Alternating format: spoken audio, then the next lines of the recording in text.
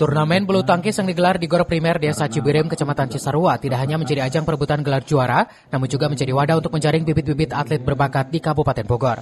Sebanyak 38 tim dari berbagai kecamatan turut serta dalam turnamen ini. Selain untuk mengasah kemampuan bermain bulu tangkis, kegiatan ini juga menjadi sarana memupuk sportivitas dan mempererat silaturahmi antar masyarakat. Saya selaku Ketua KOK Kecamatan Cisarua menyambut baik turnamen bulu tangkis Piala Camat ini.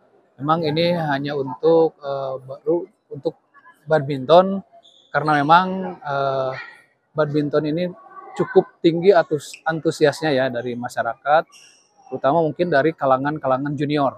Dan diharapkan dari turnamen ini akan lahir bibit-bibit baru atau atlet-atlet baru untuk masa depan Kecamatan Cisarua, umumnya untuk di Kabupaten Bogor. Antusiasme tinggi terlihat dari para pemain junior maupun masyarakat yang hadir. Pihak penyelenggara berharap turnamen ini bisa melahirkan atlet-atlet berprestasi yang kelak mengharumkan nama daerah. Dari Cisarua, Kabupaten Bogor, Wawan Supriyatna melaporkan.